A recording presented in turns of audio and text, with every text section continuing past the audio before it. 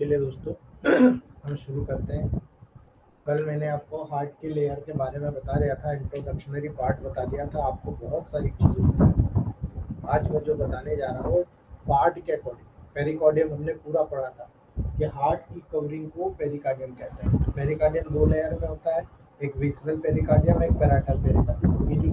ये blue colour का जो नजर आ रहा है ये पैराइटल पेरिकार्डियम है, और इसके अंदर का जो विसरल पेरिकार्डियम है वो स्वयं हार्ट के ऊपर, मायोकार्डियम के ऊपर टच होता है दोस्तों। याद रखिएगा इनके बीच की जो स्पेस होती है, इस स्पेस में फ्लूइड होता है जिसको पेरिकार्डियल फ्लूइड कहते हैं। उस फ्लूइड के लेवल पर ये पर्टिकुलरली मूवमेंट करता है। लेकिन यहाँ पर जब पेरिकार्डाइटिस डेवलप होता है तो बहुत सारी चीजें आपको, पेरिकार्डाइटिस जब आप देख रहे हैं हार्ट की कवरिंग में इन्फ्लामेशन हो रहा है तो पेरिकार्डियम की स्वेलिंग और इरिटेशन को हम पेरिकार्डाइटिस कहते हैं। यानी ये जो पेरिकार्डियम की कवरिंग है, इस पेरिकार्डियम की कवरिंग को, स्वेलिंग को, इरिटेशन को हम वहां पर पेरिकार्डाइटिस कहते हैं। भाई हार्ट एक सेक में, एक पर्टिकुलर सेक में अंदर क्लोज होता है। अगर क्लोज होता है तो पेरिकार्डियल का इन्फ्लामेशन वहां कैसे पहुंच गया, सबसे पहले ये आपका दिमाग में आना चाहिए। या तो ब्लड के सिस्टम के माध्यम से, बहुत रेयरली होता है क्योंकि हार्ट में जितनी अच्छी व्यवस्था है इन्फ्लामेशन बहुत रेयर होता है क्योंकि ब्लड इतना समय टिकता नहीं है, उसको बाहर लिया जाता है, बाहर निकाल दिया जाता है। और ब्लड जो हार्ट के लेवल पर होता है वहाँ बहुत ज्यादा मैक्रोफेजेस जो होता है वहाँ पर्टिकुलर उसको बचाने के लिए लगी हुई रहती है दोस्तों। इसलिए याद रखना जितना भी इन्फ्लामेशन होता है बहुत रेयरली ब्लड के माध्यम से, हार्ट के स्वयं के कारण होता है। लेकिन हार्ट के जितने भी सराउंडिंग पर्टिकुलर पार्ट्स होते हैं, जो पेरिफेरल कैविटी में यहाँ पर जो हार्ट का सिचुएशन होता है, याद रखना दोस्तों वहां पर पेरिटोनियन यानी उससे रिलेटेड कौन से होते हैं, लंग्स, स्टमक, ठीक है, उससे जितने भी किडनी, ये जितने भी रिलेटेड ऑर्गन्स होते हैं, उन रिलेटेड ऑर्गन से इन्फ्लामेशन डायरेक्टली वहां पर टच करता है और वो कारण सबसे ज्यादा होता है, पेरिटोनाइटिस कारण सबसे ज्यादा होता है जो पेरिकार्डाइटिस को कॉज करता है।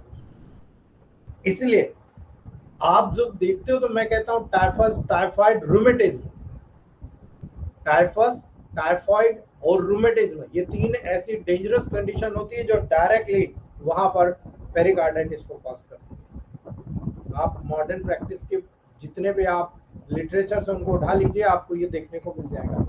इसलिए आपको रूमेटिज्म, जिन डिसीज की अवस्थाएं जिनके कारण वहां पर लंबे समय तक वो डिसीज मौजूद है, उसके कारण पेरिकार्डाइटिस हो रहा है, तो पेरिकार्डाइटिस के ट्रीटमेंट के कारण वहां पर उन जितनी भी डिसीजेस है उनका भी ट्रीटमेंट आपको करना पड़ेगा, अन्यथा आप पेशेंट को ठीक नहीं कर सकते। और यही आजकल देखने को मिल रहा है। आप जो कंप्लीट वहां पर क्राइटेरिया डिसाइड करोगे कितना इतना टेस्ट करा रहे हैं और उस टेस्ट के बाद में आप देख रहे हो, तो आपको यहाँ पर याद रखना है दोस्तों, पेरिकार्डियम, याद रखना पेरिकार्डियम एक सेक लाइक अपीयरेंस के अंदर, सेक लाइक मेम्ब्रेन के अंदर वहां पर होता है जो हार्ट को सराउंडेड किए रहता है दोस्तों। पेरिकार्डियम प्राय दोस्तों याद रखना चेस्ट पेन, याद रखना यही पेरिकार्डियम जब पेन होता है इसी चेस्ट पेन के लेवल पर, इसी पेरिकार्डियम के लेवल पर, इसी लेयर पर जब कोई इंफ्लामेशन या कोई कंडीशन क्रिएट होती है, इरिटेशन होता है, तो चेस्ट पेन काज होता है दोस्तों। जब पेरिकार्डियम की इरिटेंट लेयर, जितनी भी इरिटेंट लेयर होती है दोस्तों, एक दूसरे को रब करती है, ठीक है, उस दौरान वहां पर पेन होता है। यानी जब पेरिकार्डियम का इरिटेंट लेयर एक दूसरे के अगेंस्ट रब करती है दोस्तों, तब पेन होता है। पेरिकार्डाइटिस यूजुअली सडनली बिगिन होती है, अचानक प्रारंभ होती है, यानी ब्लड सर्कुलेशन हो रही है आपको पता नहीं चलती है, लेकिन लेटर पीरियड में जब दूसरे ऑर्गन से सेकेंडरी के रूप में होती है, आपको फट से पता लग जाता है कि यहाँ पर पेरिकार्डाइटिस हो रहा है। याद रखना दोस्तों जितने लंबे समय तक वहां पर रहेगा, अगर अभी अभी डेवलप हुआ है, एक्यूट पेरिकार्डाइटिस के सिम्टम होता है, और ये एक्यूट पेरिकार्डाइटिस के सिम्टम टिपिकली बहुत समय के बाद आपको विजिबल होता है। इसलिए ज्यादातर केसेस में जब सिम्टम मोर ग्रेजुअली धीरे धीरे करके डेवलप होता है, परसिस्ट होता है, तब पेरिकार्डाइटिस ऐसी कंडीशन में क्रॉनिक कंसीडर हो जाता है दोस्तों। यानी क्रॉनिक, आपके पास जितने भी केसेस आते हैं सारे के सारे क्रॉनिक पेरिकार्डाइटिस के केसेस आते हैं दोस्तों, एक्यूट का बहुत कम केस आता है। और यही कारण है ज्यादातर केसेस में माइल्ड सिम्टम आपको नजर आता है और यूजुअली स्वयं में इंप्रूव भी हो जाता है, ठीक है। लेकिन याद रखिए जितना भी मोर सीरियस केसेस होंगे जहां पर बहुत सारा सब्स्टिट्यूट ऑर्गन में, जैसे टाइफाइड, टाइफस, पेरिकार्डियम, लंग्स की इन्फ्लामेशन, हार्ट की इन्फ्लामेशन, स्टमक की इन्फ्लामेशन, जितनी भी इन्फ्लामेशन वहां पर आती है, उनमें मेडिकेशन के द्वारा आप आसानी से ठीक करते हो। कई बार आपको रेयरली दोस्तों वहां पर सर्जरी की जरूरत होगी। अर्ली डायग्नोसिस और उसका ट्रीटमेंट बहुत नेसेसरी होता है पेरिकार्डाइटिस में। यदि आप लॉन्ग टर्म कॉम्प्लिकेशन की रिस्क को रिड्यूस करना चाहते हैं, आप देखिए आप वहां पर ट्रीटमेंट शुरू कर दीजिए, आपको मदद मिलेगी और आप किसी भी पेरिकार्डाइटिस के पेशेंट को लंबे समय तक क्रॉनिक में कन्वर्ट होने से रोक सकते हो। क्योंकि क्रॉनिक में कन्वर्ट होगा तो यहाँ पर ये डिसाइड करना है आपको कौन सा पार्ट सबसे ज्यादा अफेक्टेड होगा क्रॉनिक के लेवल पर। याद रखिएगा, नॉर्मल सर्कमस्टेंसेस के अंदर दो लेयर पेरिकार्डल सेट जो हार्ट को सराउंड करती है, पेराइटल और विसरल पेरिकार्डियम, ठीक है। इसमें एक स्मॉल अमाउंट का लुब्रिकेटिंग फ्लूइड होता है, वहीं पर आपको देखने की जरूरत है दोस्तों। यानी पेरिकार्डाइटिस में क्या होगा, वो सेक इन्फ्लाम्ड हो जाएगा, ठीक है। और वो जो सेक इन्फ्लाम्ड हो जाएगा उसके परिणाम स्वरूप इन्फ्लाम्ड सेक से फ्रिक्शन होता है, रगड़ होती है दोस्तों, और इसी के कारण चेस्ट पेन आपको देखने को मिलता है। पेरिकार्डाइटिस के जो कॉज होंगे प्राय डिटर्मिनेशन करने में आपको बहुत ज्यादा हार्डनेस महसूस होगी, आप डायग्नोसिस ही नहीं कर पाएंगे क्योंकि प्रॉब्लम कहाँ पर डेवलप हो रही है ये आपको नहीं पता है दोस्तों। यदि पेरिकार्डाइटिस के कॉज प्रायर डिटरमिन करने में जब आपके पास बहुत मुश्किल होगी। लेकिन दोस्तों ज्यादातर केसेस में डॉक्टर क्या करता है, काज को इडियोपैथिक रोग लेवल पर देखता है, लेकिन मैं जहां तक मानता हूं दोस्तों उसको सब्स्टिट्यूट डिसीज, वायरल इन्फेक्शंस या सस्पेक्टेड केस के कारण जितने भी होते हैं सारे तरफ ध्यान देना चाहिए। क्योंकि हार्ट में एकाएक इन्फ्लामेशन होती नहीं, याद रखना, एकाएक कभी भी नहीं होगी। जब तक मेटाबॉलिक डिसऑर्डर नहीं होंगे, रूमेटिज्म क्या है, मेटाबॉलिक डिसऑर्डर, ठीक है, टाइफाइड क्या है, टाइफस क्या है, ठीक है।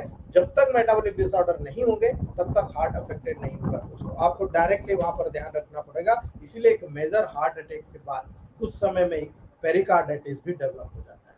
याद रखना, एक मेजर हार्ट अटैक आया उसके कुछ समय के बाद पेरिकार्डाइटिस ऑटोमेटिक डेवलप हो जाता है। क्यों? क्योंकि अंडरलाइंग डैमेज जितनी भी हार्ट मसल्स होती है उनका इरिटेशन होता रहता है कंटिन्यू, और वो एक बहुत बड़ा कारण होता है। इसी के संबंध में हार्ट अटैक या हार्ट सर्जरी को एक वीक के बाद पेरिकार्डाइटिस के डिलेड फॉर्म के रूप में भी फॉर्म होते हुए देखा जाता है दोस्तों। ये जो डिलेड पेरिकार्डाइटिस होती है इसी को हम दोस्तों पोस्टीरियर कार्डियक सिंड्रोम के साथ में भी जानते हैं। याद रखना दोस्तों, इसको हम डिस्टर्स सिंड्रोम के नाम से सबसे कॉमन रूप से जानते हैं, इसको बोलते हैं डिस्टर्स सिंड्रोम, ठीक है। और यही डिस्टर्स सिंड्रोम आपके टेबल प्रैक्टिस में बहुत बड़ा लीजन डेवलप करता है, एक लूप पॉइंट डेवलप करता है कि आप उसको डायग्नोसिस ही नहीं कर पा रहे हो। याद रखना दोस्तों, पोस्टीरियर कार्डियक जितने भी सिंड्रोम होंगे, जो पोस्टीरियर कार्डियोटॉमी जो की जाती है दोस्तों, वहां पर पोस्टीरियर मायोकार्डियल इन्फेक्शन सिंड्रोम ये आजकल बहुत कॉमन है। मायोकार्डियल इन्फेक्शन सिंड्रोम बहुत कॉमन है दोस्तों। पोस्ट कार्डियक इंजुरी सिंड्रोम, कहीं किसी कारणवश हार्ट के लेवल पर इंजुरी हुई है, उसके कारण जो सिंड्रोम डेवलप हो रहा है पूरा हार्ट का इन्वॉल्वमेंट हो जाता है, ठीक है।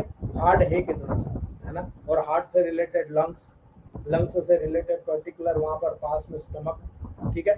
जितने भी ऑर्गन्स वहां पर जुड़े होते हैं सारे ऑर्गन्स का लिंक होता है, और वो लिंक वहां पर अफेक्टेड होता है। तो एक ऑर्गन प्रभावित हुआ तो चार ऑर्गन को इन्फ्लामेटरी प्रोसेस में इन्वॉल्व करेगा दोस्तों। इसलिए जब पेरिकार्डाइटिस डेवलप होता है तो प्रोटोकॉल निर्धारित करना आपके ऊपर है, आप किस प्रकार से प्रोटोकॉल निर्धारित करते हो दोस्तों। पेरिकार्डाइटिस के डिफरेंट क्लासिफिकेशन होते हैं, ठीक है, जो इस बात पर डिपेंड करता है कि सिम्टम पैटर्न क्या है, सिम्टम कितने लंबे समय तक वहां पर पड़े हुए हैं, दिख रहे हैं, लेकिन आपने डायग्नोसिस करने में देर किया, उसके ऊपर डिपेंड करता है। इसीलिए जब आप एक्यूट पेरिकार्डाइटिस को देखते हो तो यूजुअली आपको बहुत सारे सिम्टम वहां पर देखने को मिलेंगे, और जब सिम्टम देखने को मिलेंगे तो यूजुअली आपको याद रखना 3 वीक से, ठीक है, लगातार 3 वीक से कम समय में रहे और आपके पास पेशेंट आ गया, आप एक्यूट में कंसीडर कर दो।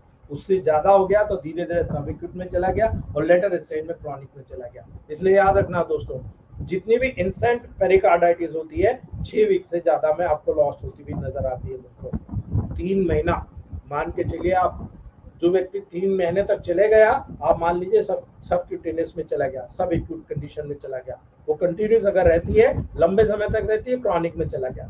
यानी पेरिकार्डाइटिस की यही रिकरेंट स्टेज भी डिस्क्राइब करते हैं दोस्तों। यानी इस स्टेज में, जब अर्ली स्टेज में होता है, एक्यूट पेरिकार्डाइटिस के रूप में हम देखते हैं, जिसमें एपिसोड्स होते हैं 4 से 6 वीक में, लगभग हर 4 से 6 वीक में एपिसोड्स आते रहते हैं दोस्तों। और यही कारण है इनके बीच बीच में जो सिम्टम जो होता है फ्री इंटरवल देते हैं आपको। आप वहां पर डायग्नोसिस करिए, स्टेथोस्कोप को लगाकर कैसे डायग्नोस करते हैं, वो सारी चीज आपको देखने को मिलेगी। यहाँ पर एक चीज की विशेषता बताऊं, जब आप हार्ट को देखते हो उसका बेस ऊपर होता है, उसका अपेक्स नीचे होता है, लेकिन जब पेरिकार्डाइटिस होगा ये जो कंडीशन होगी ये इस प्रकार से दोस्तों,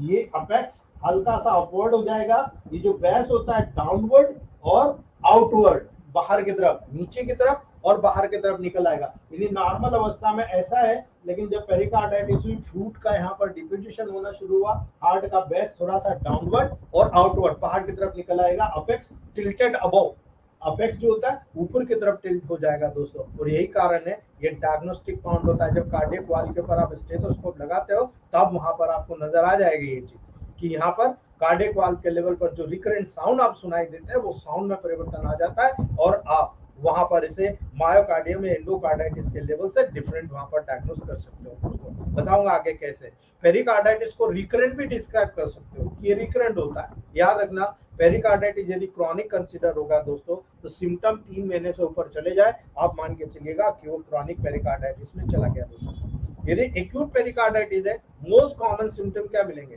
जनरली वहां पर अर्ली स्टेज में कोई सिम्टम, लेकिन जब ग्रेजुअल इंक्रीज हो जाता है, प्रेशर इंक्रीज हो जाता है, तब याद रखिएगा सबसे पहला sharp chest pain, sharp stepping chest pain behind the breast bone.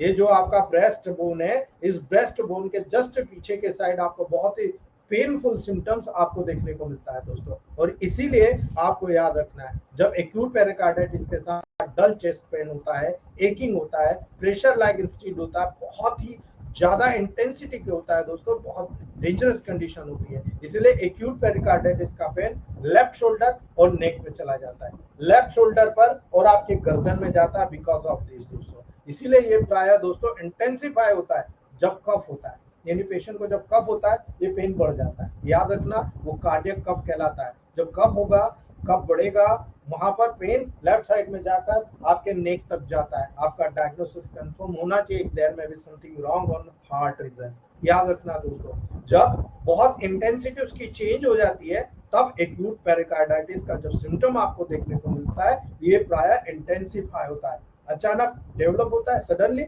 और फिर एकदम इंटेंस बढ़ती चली जाती है दोस्तों। यही कारण है जब कफ होता है, लेटता है, पड़ता है या डीपली इनहेल स्मेल करता है, बहुत बड़े बड़े सिम्टम आपको देखने को मिलता है। सिटिंग अप करना, बैठना या लर्निंग फॉरवर्ड, आप आगे की तरफ दोस्तों, आगे की तरफ अगर मूवमेंट करते हो आप देखो उसके कारण पेन बहुत इजी हो जाता है। यानी आप ऐसा कर रहे हो तो भी पेन, आप लेट रहे हो तो भी पेन, जिस साइड कफ कर रहे हो उस साइड पेन, यानी एक बहुत बड़े सिम्टम होते हैं दोस्तों। और इस समय में बहुत डिफिकल्ट होता है दोस्तों डिस्टिंग्विश करना कि पेरिकार्डियल पेन जो हो रहा है वो हार्ट अटैक के कारण हो रहा है या स्टमक में चेस्ट पेन के कारण हो रहा है। याद रखिएगा यही, इसीलिए कई बार जो मॉडर्न साइंस या आप में से कई लोग जो हार्ट के पेशेंट को टैकल करते हो, कई बार ये मिस्टेक कर जाते हैं। कई बार ऐसा एमबीबीएस डॉक्टर के साथ भी होता है, हमने देखा हमारी आंखों से, वही डायग्नोस नहीं कर पाए। वो जब टेस्ट कराई सब नॉर्मल है, उन्होंने डायरेक्ट चेस्ट का ट्रीटमेंट दे दिया, गैस्ट्रिक एसिडिटी या गैस्ट्राइटिस का, पेशेंट को 1-2 दिन रिलीफ हुआ, फिर दूसरे दिन सिम्टम लेकर आ गया, इस बार तो डबल सिम्टम, फिर से ईसीजी कराया पॉजिटिव निकला। यानी कई बार बाय मिस्टेक हो जाता है। तो जब क्रॉनिक पेरिकार्डाइटिस यूजुअली उत्पन्न होता है वो क्रॉनिक इन्फ्लेमेशन के साथ होता है, यानी लगातार वहां मौजूद है, और इसी के कारण हार्ट के अराउंड जो फ्लूइड पाया जाता है उस सेक में कलेक्ट हो जाता है। और उस पेरिकार्डियल इन्फ्यूजन के क्रॉनिक पेरिकार्डाइटिस का मोस्ट कॉमन सिम्टम जो होता है वो चेस्ट पेन होता है दोस्तों। सबसे कॉमन केस में चेस्ट पेन लेफ्ट साइड में पेरिकार्डियल रीजन पे ब्रेस्ट बोन के पीछे महसूस होना सीधा एक्यूट पेरिकार्डाइटिस के लेवल पर जाता है। इसलिए आपको याद रखना है investigation, chest x-ray, cardiogram, chest MRI, scans, heart MRI, CT scan, radionuclidic scanning, electrocardiogram, serial cardiac marker level, laboratory test, आप बहुत सारी चीज, blood culture, sensitivity test, C reactive protein test, erythrocyte sedimentation rate यानी ESR test, pericardio centric with chemical analysis test और pericardial fluid culture test, मतलब तमाम तरह की कंडीशन को अकॉर्डिंग टू कंडीशन वहां पर इन्वेस्टिगेट करा सकते हो। लेकिन याद रखना पेरिकार्डाइटिस एकाएक अकेले नहीं होता, सेकेंडरी ज्यादा होता है। अकेले रेयरली होता है, लेकिन सेकेंडरी काज के कारण ज्यादा होता है। इसलिए जब भी पेरिकार्डाइटिस का ट्रीटमेंट करेंगे, हार्ट का ट्रीटमेंट यानी पेरिकार्डियम का ट्रीटमेंट करने के साथ साथ आपको पर्टिकुलरली जिस कारण से पेरिकार्डाइटिस हो रहा है वो डायग्नोस करना पड़ेगा, उसका ट्रीटमेंट करना पड़ेगा। यानी डायरेक्टली हार्ट कभी भी पेरिकार्डाइटिस नहीं होता, बहुत रेयर होता है ब्लड सर्कुलेशन के माध्यम से,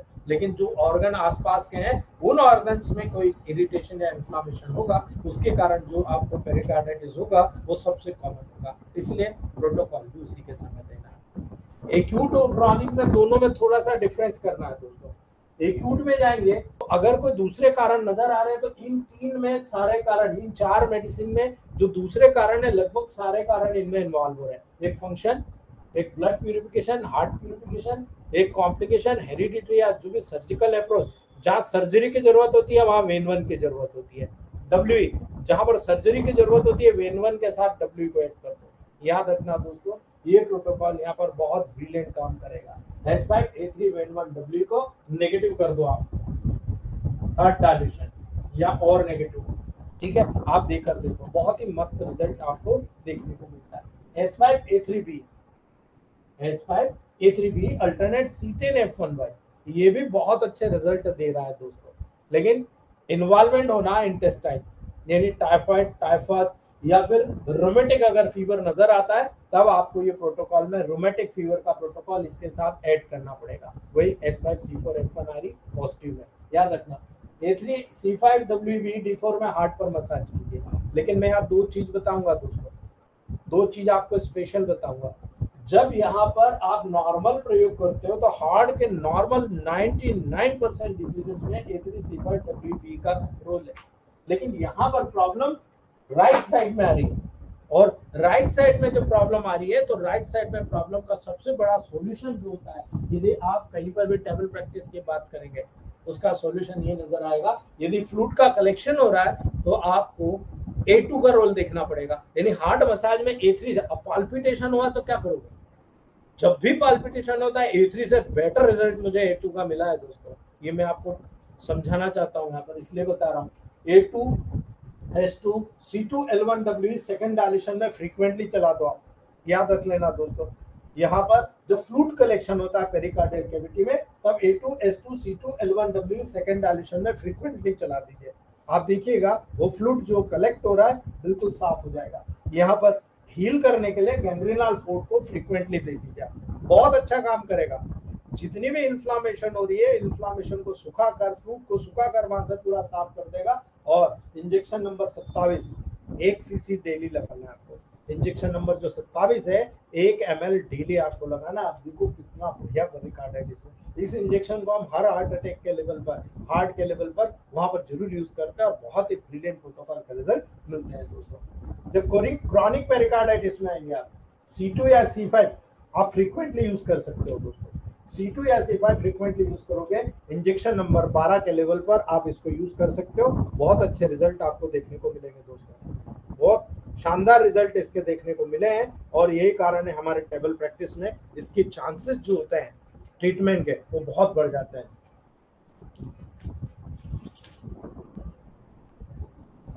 जब आप क्रॉनिक पेरिकार्डाइटिस में C2 या C5 को फ्रीक्वेंटली देते हैं दोस्तों, इंजेक्शन नंबर 12 के लेवल पर जाइएगा। ये बहुत अच्छे दो, ये तो देना ही देना है, लेकिन इसमें से मेन होगा C2 या C5। ऑलरेडी आप गैंग्रीनल फोर्ट दे रहे हो, टेंशन ही नहीं है आपको, लेकिन यहाँ पर C2 का भी रोल, आप C2 भी दे रहे हो यहाँ पर, इसलिए कोई रोल। ये मैंने केवल अलग करके बताया कि इंजेक्शन केवल 27 की जगह 12 दे दो, आपको बहुत अच्छे रिजल्ट देखने को मिल रहा है और बहुत ही ब्रिलियंट प्रोटोकॉल का रिजल्ट आपको टेबल प्रैक्टिस में दिख रहा होता है दोस्तों। इसीलिए ये छोटा सा प्रोटोकॉल है जो आपको यहाँ पर देखने को मिला पेरिकार्डाइटिस। उम्मीद है दोस्तों आपको बहुत अच्छे से समझ में आ गया होगा पेरिकार्डाइटिस का लेवल, और यही कारण है कि यहाँ पर हेलो, हाँ 3 बजे बाद कॉल कीजिए आप। याद रखिएगा दोस्तों, मायोकार्डियम की बात करता है। मायोकार्डियम हार्ट की वॉल की मिडिल लेयर को मायोकार्डियम कहते हैं। याद रखना, हमने आज पूरा पेरिकार्डियम का पूरा लेवल समझ लिया। मिडिल लेयर जो होती है जिसको हम मायोकार्डियम कहते हैं दोस्तों, ये मायोकार्डियम लेयर की बात करते हैं। कार्डियक मसल फाइबर या कार्डियक मायोसाइट्स के द्वारा फॉर्म होती है। याद रखना दोस्तों, कार्डियक मसल फाइबर या कार्डियक मायोसाइट्स के द्वारा ये फॉर्म होती है दोस्तों, ठीक है। तो कार्डियक मसल फाइबर दिमाग में डाल लेना, कार्डियक मसल फाइबर या कार्डियक मायोसाइट्स, ये जिसको हम कार्डियक सेल्स कहते हैं दोस्तों, उसके द्वारा फॉर्म होती है। मायोकार्डियम हार्ट के बल्क का निर्माण करती है। याद रखना, मायोकार्डियम हार्ट के बल्क का निर्माण करती है और ये हार्ट की पंपिंग एक्शन के लिए रिस्पॉन्सिबल होती है दोस्तों। याद रखना, मायोकार्डियम हार्ट के बल्क का निर्माण करती है और ये हार्ट की पंपिंग एक्शन के लिए रिस्पॉन्सिबल होती है, यानी हार्ट में कितनी पंपिंग एक्शन होगी वो इसके लिए रिस्पॉन्सिबल होती है। इसलिए याद रखना दोस्तों, स्केलेटल मसल फाइबर के जैसे cardiac muscle fibre involuntary nature का होता है। जिस प्रकार आपके बॉडी के स्केलेटल मसल फाइबर होते हैं, वो स्केलेटल मसल फाइबर दोस्तों जिस प्रकार से काम करता है मूवमेंट में, उसी तरह हार्ट के लेवल पर काम करता है cardiac muscle fibre, involuntary nature के लेवल पर काम करता है। इसलिए आपको ये नॉर्मल कंडीशन में हार्ट वर्क करते हुए नजर आता है। मायोकार्डियम के 3 प्रकार के मसल फाइबर होते हैं दोस्तों। याद रखना, मायोकार्डियम के मसल फाइबर 3 प्रकार के होते हैं। मसल फाइबर जो कि हार्ट की कॉन्ट्रैक्टाइल यूनिट होते हैं, मैंने आपको बताया था, जो मसल फाइबर हार्ट के कॉन्ट्रैक्टाइल यूनिट होते हैं वो मायोकार्डियम का लेवल लेते हैं दोस्तों। हमने कल समझा था इस पूरी चीज को, हमने सिंसिटियम के बारे में भी समझ लिया था दोस्तों, ठीक है। आज मैं आपको आगे बताना चाह रहा हूं दोस्तों।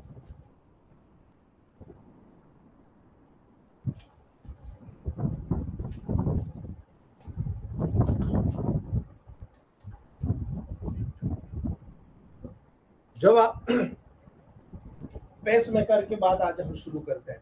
जब पेस मेकर की बात करते हो तो पेस मेकर जो होता है आपके मसल फाइबर का बना होता है, और मसल फाइबर यहाँ पर याद रखना, हार्ट के बहुत सारे मसल फाइबर मॉडिफाइड होकर एक स्पेशलाइज्ड स्ट्रक्चर बनाते हैं जिसको आप पेस मेकर कहते हो दोस्तों।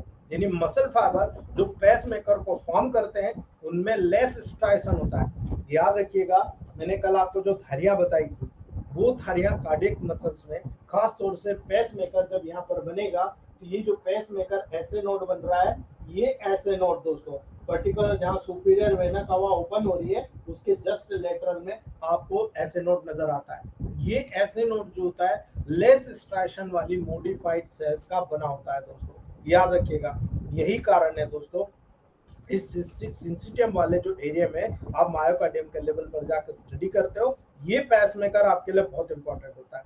पेसमेकर हार्ट में पाए जाने वाला वो स्ट्रक्चर होता है दोस्तों, आपको हमेशा याद रखना है, इसके बारे में पूरी डिटेल्स आपको याद रखना है दोस्तों, जो यहाँ पर एक हार्ट की कंडक्टाइल यूनिट को फॉर्म करता है।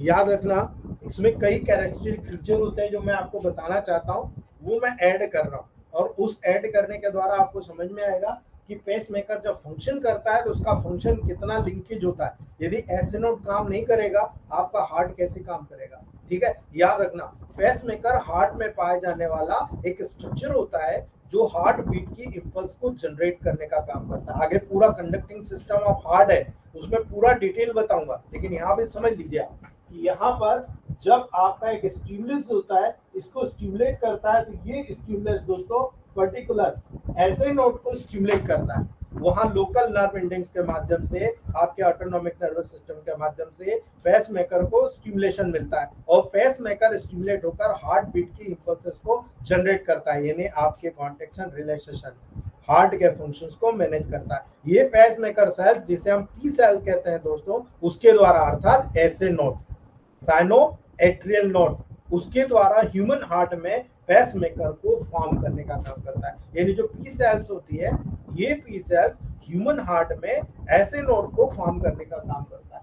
अगर आप इस पूरे कंडक्टिंग सिस्टम ऑफ हार्ट को समझेंगे तो आपको याद रखना है, यदि ऐसे नोड वहां पर खराब हो गया, वो पर्टिकुलर मॉडिफाइड एरिया डिस्ट्रक्ट हो गया, डिजनरेट हो गया, उसको निकाल कर एक कृत्रिम ऐसे नोड वहां पर डाल दिया जाता है जिसको हम पेस मेकर कहते हैं। उसमें एक बैटरी लगी होती है, जब तक वो बैटरी जिंदा रहेगी तब तक आपका हार्ट काम करता रहेगा दोस्तों। वो पेस मेकर यहाँ पर लगातार आपका एवी नोड और पर्टिकुलर आगे के जो नर्वस सिस्टम होते हैं उसमें एक इम्पल्स को जनरेट करता रहेगा। वो आर्टिफिशियल स्ट्रेस होगी, आर्टिफिशियल वहां पर इम्पल्स होगी जो आर्टिफिशियली वहां पर जनरेट होता रहेगा, डायस्टोलिक और सिस्टोलिक प्रेशर को मेंटेन करता रहेगा और हार्ट बीट के इम्पल्स को जनरेट करता रहेगा दोस्तों। इसी के कारण पेस मेकर जो बी सेल्स होती है, इसीलिए इसको कहा जाता है मॉडिफाइड सेल। जो यहाँ pacemaker S A node AV node bundles fibres bundles के रूप में, वहां पर नीचे आया Purkinje fibre, Purkinje of His, ये पर्टिकुलर कैरेक्टर जो कंडक्टिंग सिस्टम ऑफ हार्ट में मैं बताऊंगा, उसके बाद आपको समझ में आ जाएगा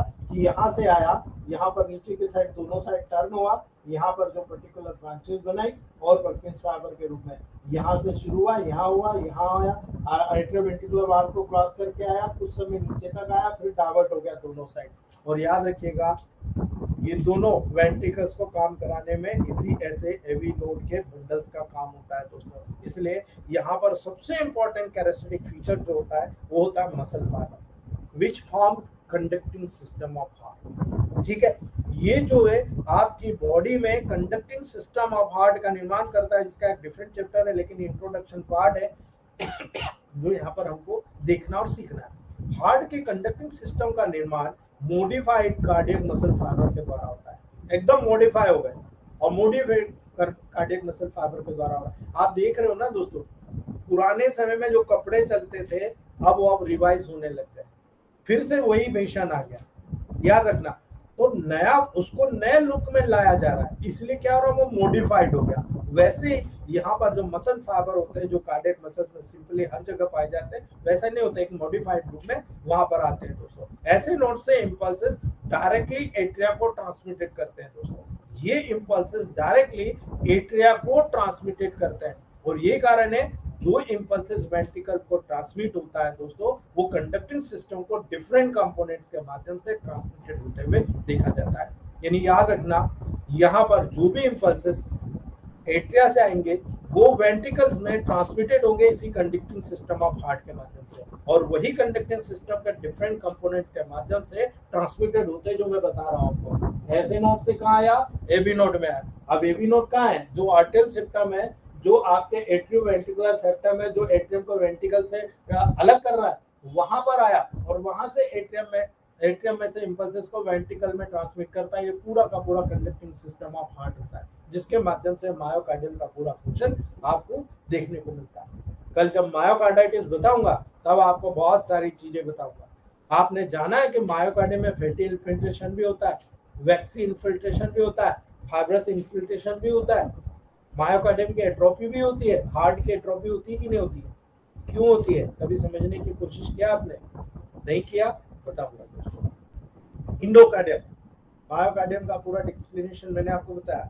इंडोकार्डियम की बात करो, इंडोकार्डियम दोस्तों याद रखिएगा, हार्ट वाल की सबसे इनर मोस्ट लेयर जो होती है वो इंडोकार्डियम कहलाती है। एक थिन, स्मूथ और ग्लिसनिंग मेम्ब्रेन होती है, चिकनी मेम्ब्रेन होती है दोस्तों, और ये एंडोथेलियल सेल्स के सिंगल लेयर के द्वारा फॉर्म होती है। याद रखिएगा, एंडोथेलियल के सिंगल लेयर के द्वारा फॉर्म होती है। और याद रखिएगा, जो हार्ट की इनर सरफेस पर लाइनिंग करती है, हार्ट में अंदर जितने भी वॉल्स होते हैं, वॉल्स पर भी यही एंडोथेलियल लाइनिंग पाई जाती है, इसलिए वाल का इन्फ्लामेशन हुआ मतलब इंडोमेट्राइटिस आपको इंडोकार्डाइटिस आपको देखने को यहाँ पर मिल गया। यानी इंडोकार्डियम ब्लड वेसल्स की स्पेशली इंडोथेलियम के रूप में कंटिन्यू होती है। यानी यहाँ पर जब एओर्टा निकला, ठीक है, तो एओर्टा की जो अंदर की वाल होगी वो इसी इंडोथेलियम लेयर की होगी जो पर्टिकुलरली आपके हार्ट के अंदर है। वही इंडोथेलियल लेयर आगे की तरफ चली जाएगी और यहाँ पर जो फर्स्ट पार्ट होगा, जो कोरोनरी आर्टरी होगी, ये एओर्टा की पहली ब्रांच होती है जो हार्ट को स्वयं को देने के लिए ब्लड निकलती है। यानी हार्ट से स्वयं से, जब हार्ट से ब्लड बाहर निकला तो वहां से हार्ट को स्वयं को ब्लड देने के लिए यहाँ पर पर्टिकुलर पहली ब्रांच निकलती है जिसको बोलते हैं कोरोनरी आर्टरी। और यही कोरोनरी आर्टरी दोस्तों स्पेशली आपके हार्ट को ब्लड सप्लाई करती है, जिससे हार्ट पंपिंग करने के लिए जितनी भी एनर्जी होती है उसे डायरेक्ट यहाँ पर इसी कोरोनरी आर्टरी के माध्यम से मिलती है। यदि किसी कारणवश इस कोरोनरी आर्टरी में ब्लॉकेजेस उत्पन्न हो जाते हैं तो यहाँ पर जो कोलेटरल सर्कुलेशन होता है वो दूसरी आर्टरीज के कारण यहाँ होता जरूर है, लेकिन कुछ समय के बाद ये कोलेटरल सर्कुलेशन भी फ्लॉप हो जाता है, क्योंकि हार्ट को काम ज्यादा करना पड़ेगा, हार्ट को ज्यादा काम करेंगे तो वहां ज्यादा ऑक्सीजन की कैरिंग कैपेसिटी लगेगी, क्योंकि हार्ट तो एनिमल ऑर्गन है, 24 घंटे धड़कता है। अगर कंटिन्यू धड़केगा नहीं, कम धड़केगा तो उसके अकॉर्डिंग डिसीज हो जाएगी। जैसे आप अस्थमा में देख लो, है ना, आप हार्ट वाले डायबिटीज वाले पेशेंट में देख लो, बहुत सारी कॉम्प्लिकेशन आपको नजर आती है। उन तमाम कॉम्प्लिकेशन में कहीं ना कहीं लिंकिंग आपको दिखना पड़ेगी कि इसकी लिंकिंग है, हार्ट स्वयं वीक हो रहा है या उसके कारण लंग्स के वीकनेस के कारण हार्ट वीक हो रहा है, यानी पोर्टल हाइपोटेंशन, या फिर दोस्तों वीनस फ्लो जो होता है उसके कारण वहां पर कॉम्प्लिकेशन हो रही है। तो लंग्स से हार्ट में या हार्ट से लंग में कहां पर प्रॉब्लम क्रिएट हो रही है, उसी के अकॉर्डिंग सारे प्रोटोकॉल्स आपको तय करना पड़ता है। और वही प्रोटोकॉल्स टेबल प्रैक्टिस में आपको छोटे से छोटे लेवल को भी मेंटेन करने का काम कर सकता है, यदि आपको पता होगा दोस्तों। इसलिए आपको याद रखना है, यहाँ पर सबसे इंपॉर्टेंट जो इंडोकार्डियम में होता है दोस्तों, वॉल्स होता है, कि वो वॉल क्या काम करते हैं। और यही वॉल आपके टेबल प्रैक्टिस में नंबर 1 आप लोग बना सकते हैं दोस्तों। कई बार वॉल्स की बात आती है तो जब बच्चे छोटे होते हैं, यहाँ पर एट्रियम के बीच में भी एक बड़ा होल होता है, ठीक है, और यहाँ से ब्लड यहाँ से ब्लड यहाँ मिक्स होता रहता है। लेकिन बच्चा जैसे जैसे बड़ा होता है उसके ये वॉल्व क्लोज होना शुरू होता है। लेकिन कई लोग ऐसे होते हैं जिसमें कार्डियक रीजन में ये होल रह जाता है, सर्जरी कराई जाती है, जरूरत ही नहीं। C3 बहुत बड़ा प्रोटोकॉल है दोस्तों, S5C3B को पहुंचा दीजिए, S5C3G को पहुंचा दीजिए, या फिर ऑर्गेनो बूस्टर C3 को D7 D8 D9 में दे दीजिए। आप देखिए 3 से 6 महीने के अंदर कंप्लीटली कार्डियक होल पैकअप हो जाता है दोस्तों। याद रखना, C3 को सुन लेना, मैंने C3 में बहुत अच्छे से आपको बताया। C13 और C3 दो ऐसी मेडिसिन होती है जो इंडोथीलियल लेयर, वहां पर C13, और जो पर्टिकुलर मसल्स लेयर, यहाँ के जो मसल सेप्टल लेयर होती है, सेप्टम पे काम किसका होता है, C3 का होता है। इसलिए आप देकर देखो दोस्तों, बहुत ही ब्रिलियंट ट्रीटमेंट होता है। आपको पता है हार्ट में कितने वाल होते हैं, हार्ट में कितने वाल होते हैं, ये हार्ट है, यहाँ पर वॉल है ट्राइकस्पिड, यहाँ पर वॉल है बाइकस्पिड, ठीक है। यहाँ से एक वॉल गया आपके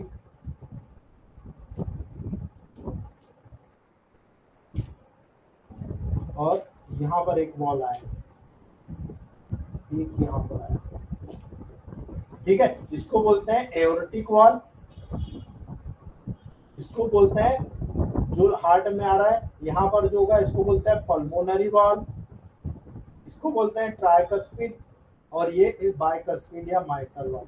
4 वॉल होते हैं दोस्तों जो आपकी टेबल प्रैक्टिस में इन्हीं वॉल के क्लोजिंग या डायलेटिंग, ओपनिंग और क्लोजिंग के लेवल पर जब आप स्टेथोस्कोप से साउंड सुनते हो ना, अभी डॉक्टर देवंगन सर ने बहुत अच्छा वीडियो डाला था, मस्त। यदि किसी के पास हो आपके ग्रुप में सीनियर लोगों में, आप वो आपके पार्ट 4 आफ्टरनून क्लास में डाल दीजिएगा, बहुत शानदार वीडियो है। लेकिन बहुत सारी चीजें उसमें एक तरह से एक्स्ट्रा ऑर्डिनरी है, पर एक तरह से समझने के लिए बहुत अच्छा बताया गया है कि किस प्रकार से साउंड आपको ऑब्जर्व होगा। आप स्टेथोस्कोप से, यदि आपके पास कॉस्टली आपके साउंड मतलब साउंड को ऑब्जर्व करने का कॉस्टली स्टेथोस्कोप है जो 4000 का आता है, वो स्टेथोस्कोप है आपके पास डिजिटल, ठीक है, वो स्टेथोस्कोप है तो वो हार्ट के चारों वॉल की ओपनिंग को क्लोजिंग को ऑब्जर्व करता है। अन्यथा आप सिंपल अगर आपने लिया स्टेथोस्कोप, फर्स्ट और सेकंड हार्ट साउंड को आप सुन सकते हो। कैसे, वो मैं आपको बताता हूँ दोस्तों। ह्यूमन हार्ट में 4 वाल्व होते हैं, क्लियर। अब 4 वाल्व होते हैं तो 2 वाल्व कहाँ होते हैं, एट्रिया में। 2 वाल्व कहाँ होते हैं, एट्रिया और वेंट्रिकल के बीच में, जिसको बोलते हैं ट्राइकस्पिड वाल्व जो राइट एट्रियम और राइट वेंट्रिकल के बीच में, बाइकस्पिड या माइटल वाल्व जो लेफ्ट एट्रियम और लेफ्ट वेंट्रिकल के बीच में, ठीक है। ये 2 वॉल आ गए, फिर 2 वॉल कहाँ गए, ये 2 वॉल सेमिल्यूनर वॉल कहलाते हैं दोस्तों। और सेमिल्यूनर वॉल होने अर्धचंद्राकार, ठीक है। ये जो वाल है इसको एट्रियम और वेंट्रिकल के बीच में होते हैं, इसको बोलते हैं एट्रियोवेंट्रिकुलर वाल। एक राइट साइड में ट्राइकस्पिड, लेफ्ट साइड में बाइकस्पिड, लेकिन सेमील्यूनर यानी अर्धचंद्राकार, इस प्रकार से वाल होता है दोस्तों, ठीक है।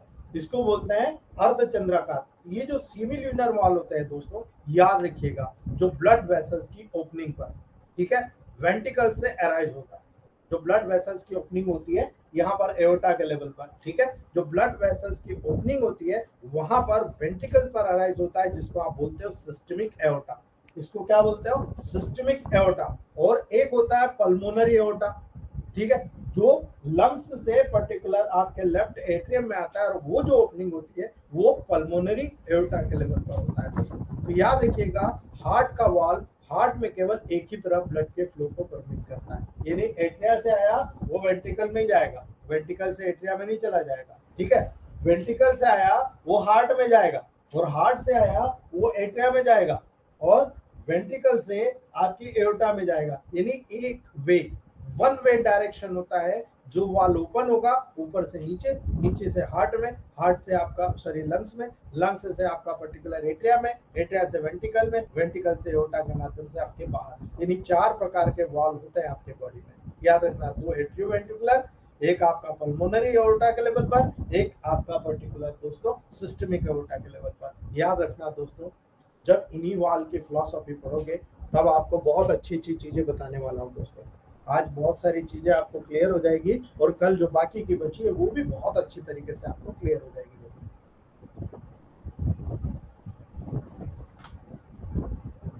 Atrioventricular valve, left atrioventricular valve को दोस्तों हम माइट्रल वाल्व कहते हैं। ये जो है लेफ्ट, इसी को हम बाइकस्पिड वाल्व भी कहते हैं, 2 कस्प है इसलिए बाइकस्पिड, माइट्रल वाल्व, ठीक है। याद रखना, 2 वाल्वुलर कस्प या फ्लैप्स के द्वारा फॉर्म होता है। जब आप वाल्व की फिलॉसफी देखते हो, ये इस प्रकार से 2 कस्प होते हैं वहां पर, ठीक है, ये कस्प होते हैं, और ये कस्प यहाँ पर फ्लो को रोक देता है, ठीक है। यहाँ पर बैकवर्ड फ्लो को नहीं होता, ऊपर से जब फ्लो होगा तो ये कैसा मूव करेगा, इस प्रकार से ये ओपन हो जाते हैं, और यहाँ का ब्लड जो होता है नीचे आ जाता है, और जब ये कस्प क्लोज होता है तो बैकवर्ड, जब यहाँ नीचे फ्लूइड होता है ये ऊपर की तरफ जाता है, तो एक समय आता है ये ऊपर नहीं जा पाते कस्प, उस ब्लड को नीचे रखते हैं, इस प्रकार से फिक्स हो जाते हैं, और फिक्स होने के कारण ऊपर की तरफ फ्लो नहीं होता, लेकिन ऊपर से होगा तो ये आसानी के साथ ऐसे आ जाएंगे, लेकिन वापस फिर इस तरह से पैक हो जाते हैं। इसीलिए दोस्तों यहाँ पर ये 2 वाल्वुलर कस्प या फ्लैप्स होते हैं, उसके द्वारा फॉर्म होता है। राइट एट्रियोवेंट्रिकुलर वाल्व को हम ट्राइकास्पिड वाल्व कहते हैं, और टिपिकली ये 3 कस्प के द्वारा वहां पर फॉर्म होता है, यानी 2 कस्प तो है ही, एक तीसरा कस्प भी यहाँ पर कनेक्ट होता है दोस्तों, और ये 3 कस्प एक साथ किसी भी प्रकार 2 कस्प को तीसरा कस्प वहां पर सपोर्ट प्रदान करता है, क्योंकि फोर्स जो होता है बहुत तेजी के साथ आपके पूरी बॉडी से राइट और लेफ्ट लेवल पर, राइट लेवल पर जो फ्लो होता है ब्लड का आना आपकी बॉडी से बहुत स्पीडली आता है, लेकिन धीरे धीरे धीरे करके बढ़ता है, धीरे धीरे करके फिलअप होता है, और धीरे धीरे फिलअप होकर राइट एट्रियम में जब पूर्ण रूप से फिलअप हो जाता है तब ट्राइकस्पिड वाल्व ओपन होता है, वन वे डायरेक्शन में ओपन होता है, नीचे राइट वेंट्रिकल में ब्लड बहुत आसानी के साथ वहां पर आ जाता है दोस्तों, और ये 3 कस्प के द्वारा वहां पर फॉर्म होता है। याद रखिएगा, एट्रियोवेंट्रिकुलर वाल्व का जो मेन अगर आप वहां पर नजर आ रहा है, जो प्रीम नजर आ रहा है, वो एट्रियोवेंट्रिकुलर रिंग के साथ अटैच रहता है, जो वहां पर एट्रियोवेंट्रिकुलर रिंग होती है उसके द्वारा टिपिकली अटैच रहता है, और इसी में एट्रियो वेंट्रिकल के बीच एक फाइबरस कनेक्शन होता है दोस्तों। वो फाइबर का कनेक्शन जो होता है ना, उसको स्ट्रांगनेस प्रदान करता है, क्योंकि फाइबरस का कैरेक्टर ही होता है स्ट्रांगनेस आना। इसीलिए बहुत अच्छी चीज आपको यहाँ पर टेबल प्रैक्टिस में दोस्तों देखने को मिलती है। इन छोटी छोटी सी चीजों को समझ कर ही मैं आज बहुत अच्छी प्रैक्टिस करना शुरू कर दिया हूँ दोस्तों। मैं बहुत छोटे छोटे से लेवल को मेंटेन कर रहा हूँ, और इन लेवल को मेंटेन करके बहुत अच्छे अच्छे जो प्रोटोकॉल्स हैं उन प्रोटोकॉल्स को आपको बताने वाला हूँ। याद रखिएगा दोस्तों, जब इन वाल्व के कस्प पेपिलरी मसल से अटैच रहता है, यानी यहाँ पर जो कस्प होता है एक मसल्स होती है, ये पेपिलरी मसल्स इस प्रकार से दोस्तों पर्टिकुलर इस वाल्व को वहां पर बांध, जैसे हेयर होते हैं ना, आपने ठंड में देखा कैसे एकदम स्ट्रेट हो जाते हैं, बाकी के समय में कैसे होते हैं आड़े तिरछे पड़े रहते हैं, कोई दिक्कत नहीं, लेकिन जैसे ठंड लगती है एकदम बाल आपके स्ट्रेट हो जाते हैं, ठीक है। इसी प्रकार से ये जो पेपिलरी मसल्स होती है इन फाइबर्स को, इन वाल्व को स्ट्रेच करने में मदद करती है दोस्तों। यही मसल्स वेंट्रिकल की इनर सरफेस से अराइज होती है, जो वेंट्रिकल के अंदर की तरफ सरफेस होती है वहां अंदर से इस प्रकार से अराइज होती है, और इसी कारण से यानी यहाँ पर जो अराइज होगी ना, इस प्रकार से ये मसल्स अराइज होती है,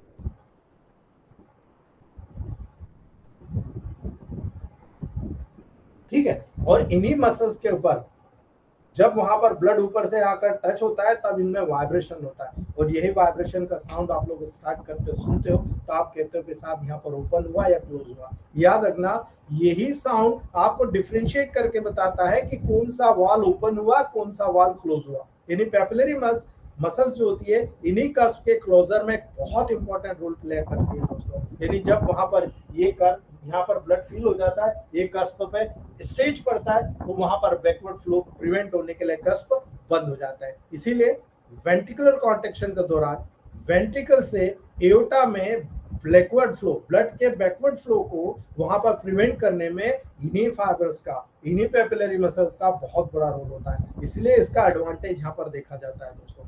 जितने भी एट्रियोवेंट्रिकुलर वॉल्व्स होते हैं, याद रखना दोस्तों, ये एट्रियोवेंट्रिकुलर आपका माइट्रल वाल्व और ट्राइकस्पिड वाल्व, ये दोनों लेवल पर बता रहा हूं दोस्तों। वेंट्रिकल की तरफ जो बैकवर्ड फ्लो होता है, ठीक है, वो याद रखना, वेंट्रिकल की तरफ यानी ऊपर से एट्रिया से वेंट्रिकल की तरफ यहाँ पर फ्लो होता है, और जो बैकवर्ड फ्लो वेंट्रिकल से एओर्टा की तरफ होता है वो नहीं होने देता। यानी एओर्टा में, सॉरी, एट्रिया में जो ब्लड होता है वो केवल एट्रिया से वेंट्रिकल में आता है, वेंट्रिकल से एट्रिया में नहीं आता। क्यों? क्योंकि यहाँ पर यही वॉल, ट्राइकस्पिड और आपके बाइकस्पिड वॉल, ये बैकवर्ड फ्लो को प्रिवेंट कर देते हैं, बिकॉज पेपिलरी मसल्स और जो फाइब्रस टिश्यू होते हैं उनमें स्ट्रेंथ होती है, ताकत होती है, और इसी कारण से ये वहां पर बैकवर्ड फ्लो को प्रिवेंट कर देते हैं।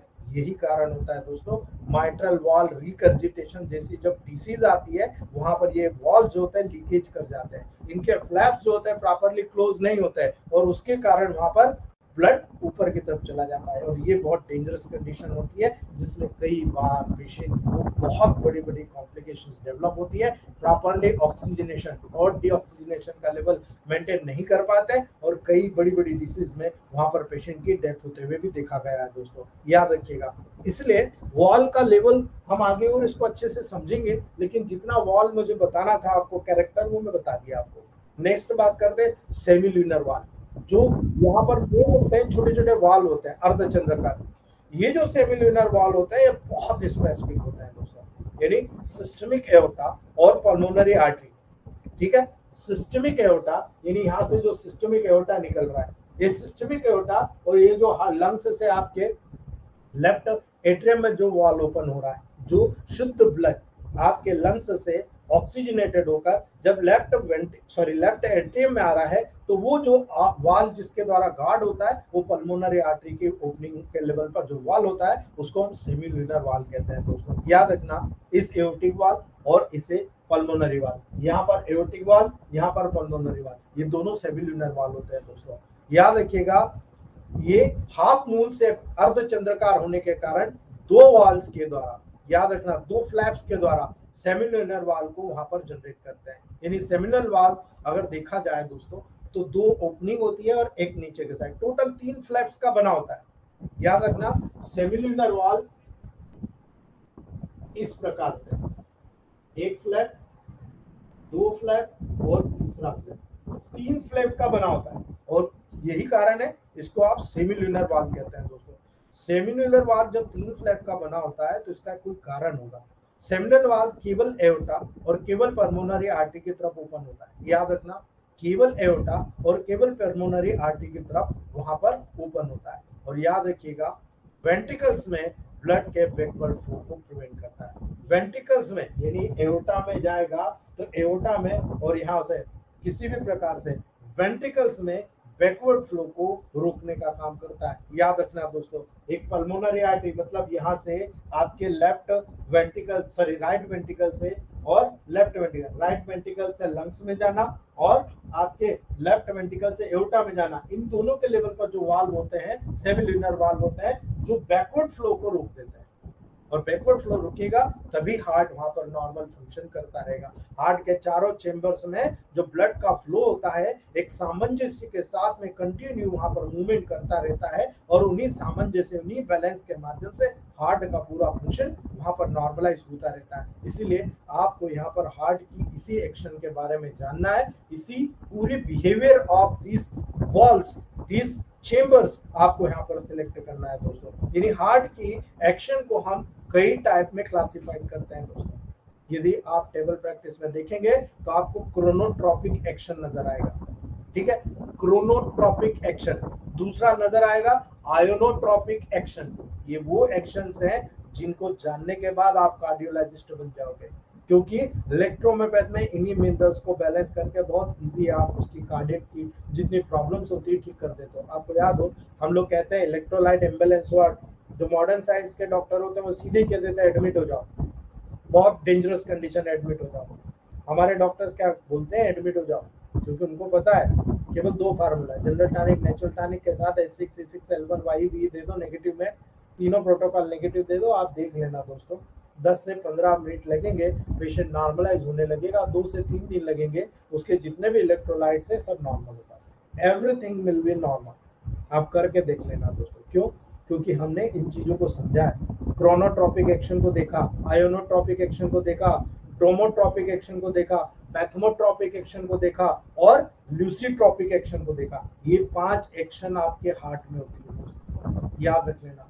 Chronotropic action, inotropic action, bathmotropic action, आपका ड्रोमोट्रॉपिक एक्शन और ल्यूसीट्रॉपिक एक्शन, ये 5 एक्शन होती है। और इन्हीं 5 एक्शन के लेवल पर आप बड़े बड़े नाम पे कंफ्यूज मत हो, सब आपको पता है। आप सभी को मैं बताऊंगा तो आप सब के तो कह यार हम तो इसको इस रूप में जानते हैं। आप में जब आप हार्ट की बात करते हो तो क्रोनोट्रॉपिक एक्शन क्या होती है आपको पता है दोस्तों। मैं फिर बोल रहा हूँ, क्रोनोट्रॉपिक एक्शन का मतलब होता है हार्ट बीट, ठीक है, हार्ट रेट। हार्ट किस गति से बीट करता है, हार्ट रेट क्या है, उसकी फ्रीक्वेंसी के एक्शन को हम क्रोनोट्रॉपिक एक्शन के नाम से जानते हैं। मैं इसीलिए कह रहा हूँ सब पता है, लेकिन मेडिकल टर्मिनोलॉजी की बात कर रहे हैं। हार्ट बीट या हार्ट रेट, जो हार्ट रेट होती है उसकी फ्रीक्वेंसी के एक्शन को हम दोस्तों क्रोनोट्रॉपिक एक्शन के नाम से जानते हैं। और टिपिकली 2 प्रकार की होती है, वो भी आपको पता है दोनों प्रकार की। हार्ट रेट को अगर हार्ट रेट बढ़ गया तो क्या, घट गया तो क्या, टेकिकार्डिया एंड ब्रेडिकार्डिया। ये क्रोनोट्रॉपिक एक्शन ऑफ हार्ट कहलाता है। याद रखना, हार्ट बीट या हार्ट रेट की फ्रीक्वेंसी की एक्शन को हम क्रोनोट्रॉपिक एक्शन कहते हैं। 2 प्रकार की होती है, टेकिकार्डिया, ब्रेडिकार्डिया। यानी increase in heart rate called tachycardia, decrease in heart rate called bradycardia. ये क्रोनोट्रॉपिक एक्शन के लेवल पर हार्ट में आप इसको टिपिकली जानते हो, ठीक है। इसलिए आपको पता है दोस्तों, आपको टेंशन लेने की जरूरत नहीं, आपको सब पता है। बस निकालिए बाहर कि हाँ क्रोनोट्रॉपिक एक्शन को हम टेकिकार्डिया ब्रेडिकार्डिया के रूप में देखते हैं। दूसरी बात, अब हार्ट के फंक्शन की बात करें, आयोनोट्रॉपिक एक्शन। यदि आपने इन आयोनोट्रॉपिक एक्शन को समझ लिया तो हार्ट के कॉन्ट्रैक्शन और रिलैक्सेशन को आप बहुत आसानी से समझ जाओगे। हार्ट के कॉन्ट्रैक्शन का जो फोर्स होता है, हार्ट के कॉन्ट्रैक्शन का जो फोर्स होता है उसको हम आयोनोट्रॉपिक एक्शन कहते हैं। ये भी टिपिकली 2 प्रकार की होती है, एक ज्यादा होगी एक कम होगी। पॉजिटिव आयोनोट्रॉपिक एक्शन या कॉन्ट्रैक्शन के फोर्स में इंक्रीज हो जाना। कई बार ऐसी कंडीशन डेवलप होती है जब आयोनिक मैनिफेस्टेशन ज्यादा होने के कारण हार्ट का जो कॉन्ट्रैक्शन का फोर्स होता है वो बढ़ जाता है, ठीक है। उसको आयोनोट्रॉपिक एक्शन ऑफ हार्ट कहते हैं, जिसमें हार्ट के कॉन्ट्रैक्शन का फोर्स पॉजिटिव होता है। यानी आयोनोटिक जितने भी आयोनोट्रॉपिक एक्शन होती है वो पॉजिटिव हो जाती है, अर्थात कॉन्ट्रैक्शन के फोर्स में इंक्रीज होना होता है, वो आपको देखने को मिलता है। दूसरा होता है नेगेटिव आयोनोट्रॉपिक एक्शन या कॉन्ट्रैक्शन के फोर्स में डिक्रीज हो जाना, ठीक है। नेगेटिव आयोनोट्रॉपिक एक्शन या कॉन्ट्रैक्शन के फोर्स में डिक्रीज हो जाना, ये नॉर्मल कंडीशन होती है जो आपको यहाँ पर टेबल प्रैक्टिस में देखने को मिलेगी दोस्तों। ये बहुत बेसिक साइंस है और यही साइंस आपको टेबल प्रैक्टिस में मास्टर बनाता है दोस्तों। याद रखना, जब आप ड्रोमोट्रॉपिक एक्शन की बात करोगे, तीसरा जब ड्रोमोट्रॉपिक एक्शन की बात करोगे तो हार्ट के थ्रू, आप याद रखना इस बात को, हार्ट के थ्रू इंपल्सेस के कंडक्शन को हम ड्रोमोट्रॉपिक एक्शन कहते हैं। यानी हार्ट में कॉन्ट्रैक्शन रिलैक्सेशन फोर्स, हार्ट का धड़कना हो गया टेकिकार्डिया ब्रेडिकार्डिया, किस फोर्स से, यानी आयोनोट्रॉपिक एक्शन हो गया। और अगर वहां पर इंपल्सेस हो रही है, आप पल्स रीडिंग कर रहे हो, इंपल्सेस हो रही तो हार्ट के थ्रू दोस्तों इंपल्सेस के कंडक्शन को हम ड्रोमोट्रॉपिक एक्शन कहते हैं। ये भी 2 प्रकार का होता है, पॉजिटिव नेगेटिव। यानी पॉजिटिव ड्रोमेटिक एक्शन क्या होगा, कंडक्शन के वेलोसिटी में इंक्रीज हो जाना। यानी आपकी जब पल्स देख रहे हो, भाई धड़कन बढ़ गई है इसकी पल्स रीडिंग बढ़ी हुई है, आप क्या बोलोगे, पॉजिटिव ड्रोमेटिक या ड्रोमोट्रॉपिक एक्शन यहाँ पर नोट हो रही है, यानी कंडक्शन की वेलोसिटी में अचानक इंक्रीज हो रहा है। आपकी कंडक्शन की जो वेलोसिटी होती है वो यहाँ पर इंक्रीज हो रही है। अब नेगेटिव ड्रोमोट्रॉपिक एक्शन, यानी ये वो कंडक्शन के वेलोसिटी में डिक्रीज होने की कंडीशन को कहते हैं नेगेटिव ड्रोमोट्रॉपिक एक्शन, या कंडक्शन की वेलोसिटी में डिक्रीज होना। ठीक है, आपको हमेशा याद रखना है नेगेटिव ड्रोमेटिक एक्शन या पॉजिटिव ड्रोमेटिक एक्शन। यहाँ पर जो कंडक्शन है आपकी पल्स रीडिंग है, उस पल्स की वेलोसिटी में इंक्रीज होना या डिक्रीज होना, ये दोनों कंडीशन आपके लिए बहुत इंपॉर्टेंट है। जब आप टेबल प्रैक्टिस करोगे, इन्हीं पल्स के माध्यम से बहुत ज्यादा डायग्नोसिस करते हो तो आपको पता लगता है ये सैंग्वाइन टेम्परामेंट का पेशेंट है, क्योंकि इसकी ब्लड वेसल्स में जो उंगली है वो आपकी पहली वाली यानी सैंग्वाइन टेम्परामेंट वाली उछल रही है। तो प्रॉब्लम क्या है? ब्लड सर्कुलेशन में, ब्लड को पैदा करने वाले में, ब्लड को यूज करने वाले में, या पर्टिकुलर ब्लड के लेवल पर जो उसको प्यूरिफाई कर रहा है उसमें प्रॉब्लम है। बस ये तीन चीज देखना सीख जाइए, you can powerful electromagnetic physician. सब फालतू बातें हैं, केवल तीन चीज सीख जाइए। मैं सीख गया, राकेश संतानी सर को दिखाया मैंने उस दिन। ठीक है, केवल इन तीन चीजों को आप ऑब्जर्व करवाना सीख लीजिए, आपको कुछ नहीं, आपको केवल इस लेक्चर को सुनना है 3 से 4 बार। इस लेक्चर को सुनने के बाद में आपको पल्स डायग्नोसिस के चैप्टर को सुनना है। ठीक है, अगर आप उसको सुन लोगे आपको कुछ करने की जरूरत नहीं। मैं बहुत जल्दी उसका एक क्लियर ऑडियो बना रहा हूँ, ठीक है, और मैं कोशिश कर रहा हूँ उसका क्लियर वीडियो बनाऊं। ठीक है, पहले ऑडियो बना के डालूंगा, अगर ऑडियो समझ में आ गया उसको फिर प्रैक्टिकली करके आपको दोस्तों वहां पर हर पेशेंट का ऑडियो वीडियो बनाकर आपको डालूंगा कि मैं इसकी एक्साइटेबिलिटी कहां पर देख रहा हूं, इसके सिम्टम क्या है, इसका मॉर्फोलॉजिकल कंडीशंस क्या है, इसका डेवलपमेंटल डिफेक्ट कहां पर हो रहा है, आपको सारी चीज दिखा दूंगा दोस्तों। तो ये ड्रोमोट्रॉपिक एक्शन के लेवल पर होता है। चौथा, पैथोमेट्रोपिक एक्शन क्या होता है? जो कार्डियक मसल्स होती है उसकी फिलोसॉफिकल पॉइंट होता है, उसकी गुण होते हैं एक्साइटेबिलिटी, यानी वो कितना एक्साइट हो रहा है। 24 घंटे एक्साइट रहता है हार्ट मसल। ठीक है, कार्डियक मसल्स की एक्साइटेबिलिटी को पैथोमेट्रोपिक एक्शन कहते हैं, यानी आपके हार्ट कितनी एक्साइटेड है आपके लिए कितना जीवित रहना चाहती है, कितना काम करना चाहती है, वो पैथोमेट्रोपिक एक्शन कहलाता है दोस्तों। ये भी दो प्रकार का होता है, पैथोमेट्रोपिक पॉजिटिव पैथोमेट्रोपिक एक्शन या कार्डियक मसल्स की एक्साइटेबिलिटी में इंक्रीज हो जाना। यदि आपके हार्ट मसल को किसी प्रकार से बार बार स्टिमुलस मिल रहा है, आपके हार्ट मसल बार बार एक्साइट हो रही है दोस्तों, ठीक है, वो पैथोमेट्रोपिक एक्शन कहते हैं। नेगेटिव पैथोमेट्रोपिक एक्शन मतलब कार्डियक मसल्स की एक्साइटेबिलिटी में आप देखो वहां पर डिक्रीज हो रहा है, आपके हार्ट का जो मसल्स है वो काम करने में डिक्रीज हो गया।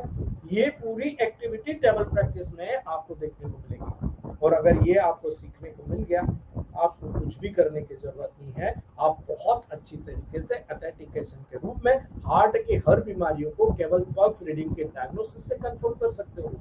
कोई बड़ी बात नहीं है, करना आना चाहिए आपको बस। ठीक है, तीसरी बात, ल्यूसिट्रोपिक एक्शन।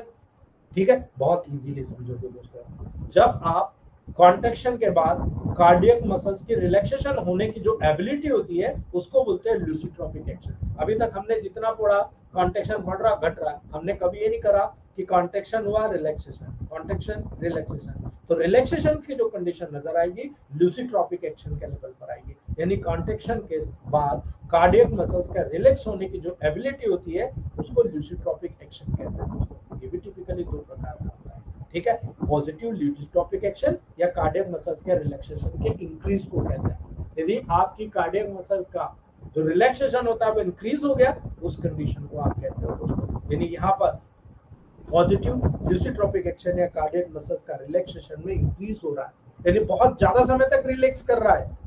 ठीक है, दूसरा, अगर वहां पर नेगेटिव ल्यूसिट्रोपिक एक्शन होगा तो कार्डियक मसल्स के रिलैक्सेशन में डिक्रीज हो जाना, यानी आपकी कार्डियक मसल्स को लगातार कॉन्ट्रैक्शन होना, रिलैक्स ही नहीं कर रहा है, उसका रिलैक्स डिक्रीज हो गया, लेकिन लंबे समय तक वो वहां रिलैक्स कर रहा है तो पॉजिटिव ल्यूसिट्रोपिक एक्शन कहला रहा है। लेकिन अगर कम समय तक रिलैक्स कर रहा है तो डिक्रीज यानी नेगेटिव ल्यूसिट्रोपिक एक्शन के नाम से जाना जाता है दोस्तों। इसीलिए आपको टेबल प्रैक्टिस में इन छोटे छोटे महत्व को जानना जरूरी है। अगर आप नहीं जान पाएंगे तो दोस्तों डॉक्टर बनना बहुत आसान है, इलेक्ट्रोमैग्नेट में अब आपको पता है, मैं बोलूँ नहीं दोस्तों, अच्छी बात नहीं, बहुत इजी है डॉक्टर बनना। लेकिन आज एक परफेक्ट डॉक्टर के लेवल पर इलेक्ट्रोमैग्नेट का नाम कमाना सबसे बड़ी चीज होती है। और हमारे ग्रुप के जितने सीनियर मेंबर हेड्स ऑफ है दोस्तों, मजे ले लेकर प्रैक्टिस कर रहे हैं और इतने शानदार शानदार फीडबैक दे रहे हैं। अपने ग्रुप में आप देख लो, बहुत सारे डॉक्टर्स हैं जो बहुत अच्छे फीडबैक्स दे रहे हैं, लेकिन याद रखिएगा ये सारे फीडबैक्स आपके रेगुलेशन के लेवल पर होते हैं, आपके अपने परफेक्टनेस को वहां पर शो अप करने के लिए होता है। इसलिए याद रखिएगा, जब आप हार्ट के रेगुलेशन की एक्शन की बात करते हो, वहां पर आपको अगर पता ही नहीं है कि क्रोनोट्रॉपिक एक्शन क्या होती है, आयनोट्रॉपिक एक्शन क्या होती है, ब्रोमोट्रॉपिक एक्शन क्या होती है, पेथमोट्रॉपिक एक्शन क्या होती है, लूसीट्रॉपिक एक्शन क्या होती है, आपको पता ही नहीं है, तो दोस्तों आप रेगुलेशन क्या खाक करोगे हार्ट का। बहुत सारे सीनियर डॉक्टर्स हैं जिन्हें पता ही नहीं है हार्ट का रेगुलेशन कैसे किया जाता है। हार्ट की एक्शन को रेगुलेट करना गुड्डे गुड़ियों का खेल नहीं है, उसको समझना पड़ता है। इन 5 चीजों को समझिए आप और उसके बाद करिए। मैं कहता हूं इंडिया में टॉप मोस्ट इलेक्ट्रोनोपैथ डॉक्टर में, कार्डियोलॉजिस्ट में आप लोगों में से कोई शामिल हो जाएगा। क्यों? क्योंकि हार्ट की सभी एक्शन कंटिन्यूसली रेगुलेट होती है। याद रखना, हार्ट की सभी एक्शन कंटिन्यूसली लगातार रेगुलेट होती है। यदि उनमें थोड़ा बहुत भी अप एंड डाउन होता है, इसका मतलब कहीं ना कहीं गड़बड़ है। ठीक है, आप किसी फोटोकॉपी में मशीन में फोटोकॉपी डालते हो, फोटोकॉपी कर दो भाई, कई बार ऐसा होता है सटासट निकाल देती है, कई बार थोड़ा सा कागज फंस गया, अटक गया, कागज निकालो फिर भी प्रॉब्लम आ रही है, कई बार कचरा अटक जाता है, ठीक है, कई बार लेंस क्लियर नहीं होता है ना, आप क्लियर करते हो। तो हार्ट भी ऐसा ही है भाई, हार्ट की सभी एक्शन कंटिन्यू, क्योंकि एनिमल वर्क करता है, इसलिए अभी सभी एक्शन आप कंटिन्यूसली रेगुलेट कर रहे हो, तो आपको पता होना चाहिए कि क्रोनोट्रॉपिक एक्शन में तो कोई प्रॉब्लम नहीं है, आयनोट्रॉपिक एक्शन में तो कोई प्रॉब्लम नहीं है, ड्रोमोट्रॉपिक एक्शन में तो प्रॉब्लम नहीं है, वेथमोट्रॉपिक लूसीट्रॉपिक एक्शन में तो प्रॉब्लम नहीं है। ये है क्या? ये तो केवल डेफिनेशन बताई मैंने, है क्या? आपको एक एक करके बताऊंगा दोस्तों। इसलिए याद रखना, हार्ट बॉडी की आवश्यकता के अनुसार लगातार पंपिंग एक्शन को मैकेनिज्म करता है। आप में से कितने लोगों ने मेटाबॉलिक डिसऑर्डर को समझा है? अगर समझा है तो यही आप समझ गए होंगे कि मैं क्या कहना चाह रहा हूँ। मेरा बहुत परफेक्ट है कार्डियोलॉजी दोस्तों। याद रखना, जब हार्ट में ब्लड नॉर्मल वेलोसिटी के बहता है तो कोई दिक्कत नहीं, हार्ट एकदम नॉर्मल फंक्शन करता है। लेकिन अगर आपके ब्लड की गाढ़ापन उसकी वेलोसिटी को प्रभावित कर रहा है, उसके बहने की क्षमता को प्रभावित कर रहा है, तो क्या आपके इन 5 सिस्टम पर जो हार्ट की एक्शन है, क्या 5 एक्शन पर अफेक्शन नहीं आएगा? ऑफ कोर्स, मेटाबॉलिक डिसऑर्डर जब डेवलप होता है, ये 5 के 5 एक्शन पर डेफिनेटली आपको वहां पर इंक्रीज या डिक्रीज कंडीशन नजर आएगी दोस्तों।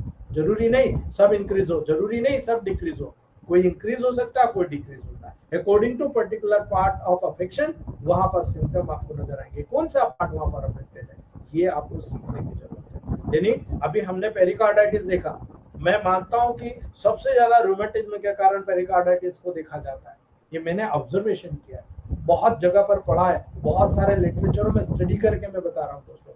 हार्ट को सप्लाई करने वाली जितनी भी नर्व्स होती है, उसके स्टिमुलेशन के द्वारा सभी प्रकार के एक्शन को अल्टर किया जा सकता है दोस्तों।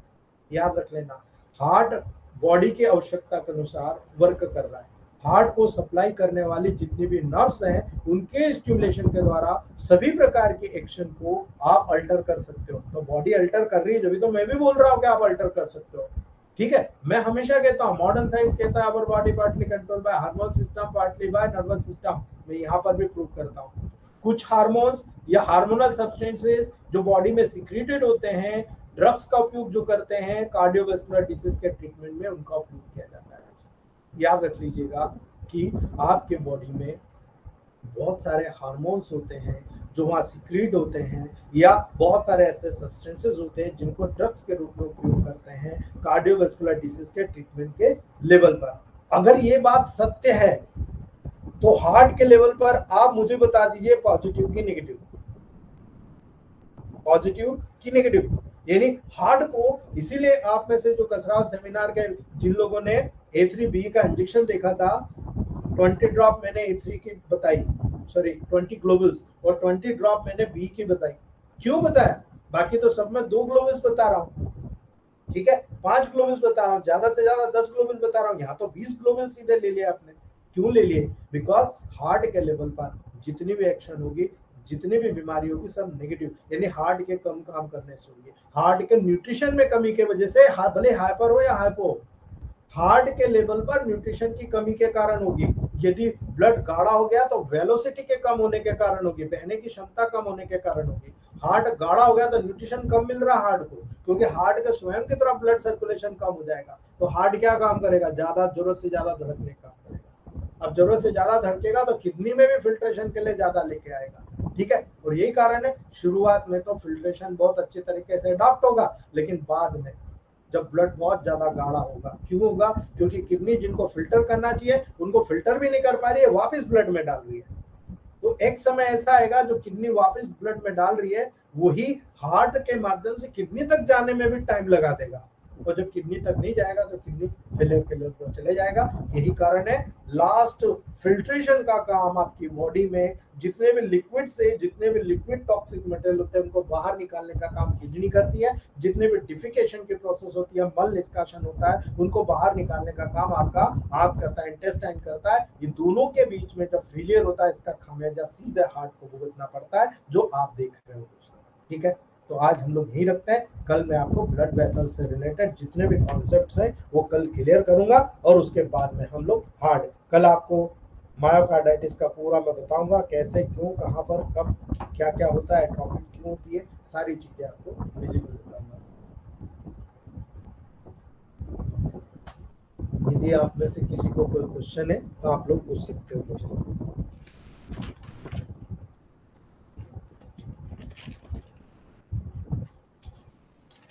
अगर आप में से किसी को कोई क्वेश्चन है तो आप पूछ सकते हो।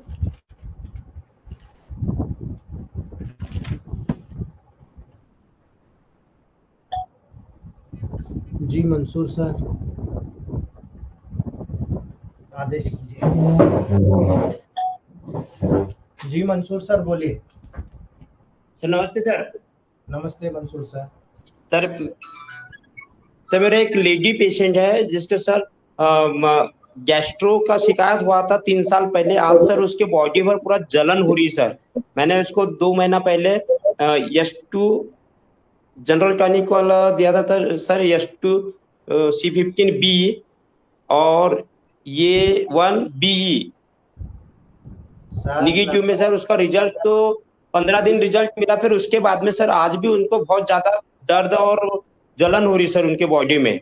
सर नर्वाइन वीकनेस है, आप न्यूट्रिशन दे रहे हो, कहाँ से ठीक होगा। नर्वाइन न्यूट्रिशन दो, आप नर्वाइन का लेवल पर जाओ, तुरंत रिजल्ट आ जाएगा उनको, ठीक है।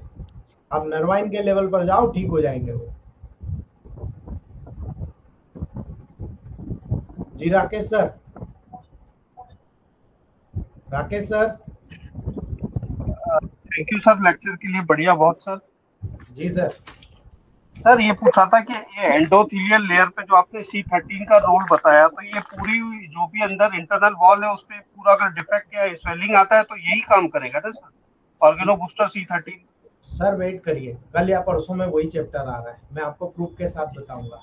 C13 के स्टडी जरूर कर लेना आप, उसी के साथ में आपको पूरा समझ में आ जाएगा कि C13 का रोल क्या है, ठीक है। बोन मेरो, बोन मेरो पर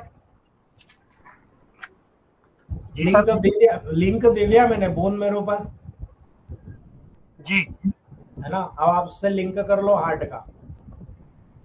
जी सर, है ना, पूरा समझ में आ जाएगा आपको, ठीक है जी।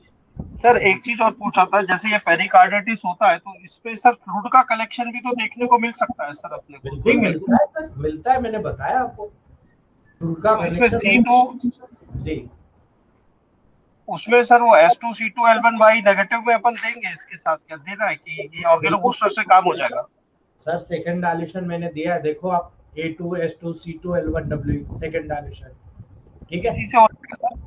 अरे सर आप देकर तो देखो, न्यूट्रल दे रहे हो आप, जी आप जी कम नहीं करना है, वहां पर बैलेंस करना है, ठीक है। आप एक्यूट कंडीशन में बहुत इजी होगा, और नेगेटिव में आपको C2 को हायर पोटेंशियल में जाना पड़ेगा सर, ठीक है। जब आपको क्रॉनिक अगर पेरिकार्डाइटिस नजर आता है तब यही प्रोटोकॉल आपको नेगेटिव में जाना पड़ेगा, हाइपर, ठीक है। जी सर, जी थैंक यू सर। जी जी ब्रज किशोर जी, हेलो।